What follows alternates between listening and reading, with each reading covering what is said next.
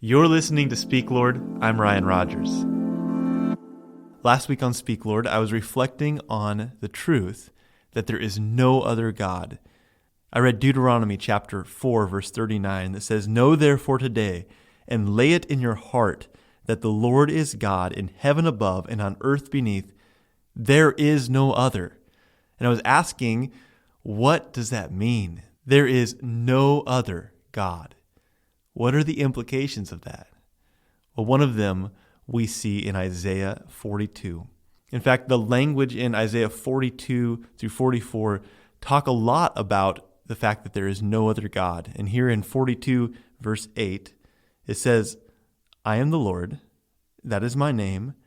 My glory I give to no other, nor my praise to carved idols." The fact that there is no other God means that there is nobody and nothing else worthy of our worship. When I give my praise to anything else, I'm giving it to the wrong thing.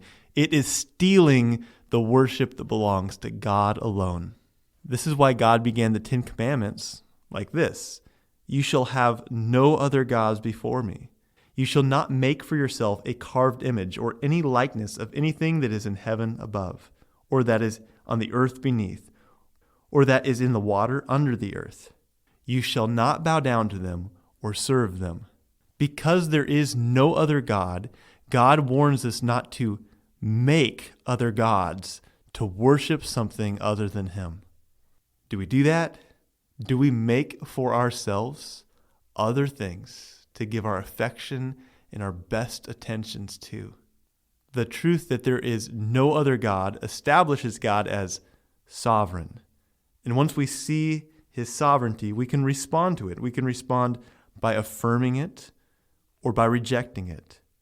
And worship is not limited to liturgical action like song and prayer. Worship is any response to God that treasures His sovereignty. We respond to His sovereignty with adoration, surrender, repentance, submission, reverence, joy, serving our neighbor, loving our family. Anything we do that is done out of a valuing of who God is worship.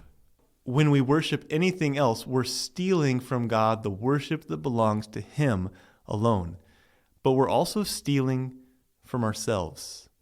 There's a prayer in Jonah chapter 2. Jonah is in the belly of the fish. And in verse 8, Jonah prayed something that translators have had a hard time with, but I'm going to read a few different versions of this.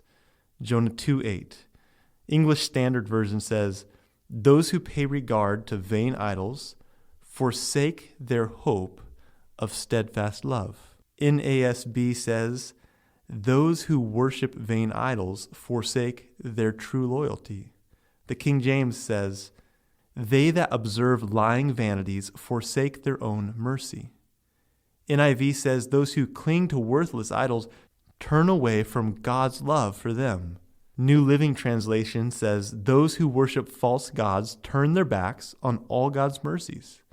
The Message says, "Those who worship hollow gods, God frauds, walk away from their only true love."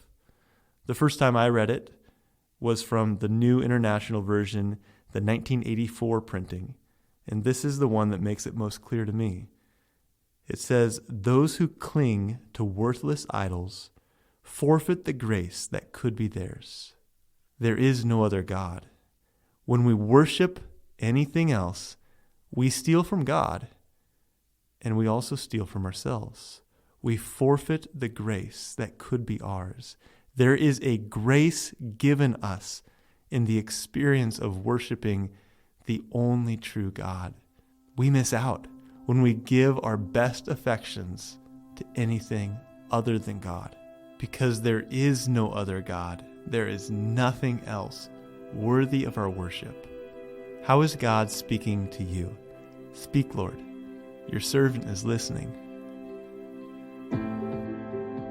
You can find more of Speak Lord at PastorRyanRogers.com or by searching for Palmer SDA Church wherever you get podcasts.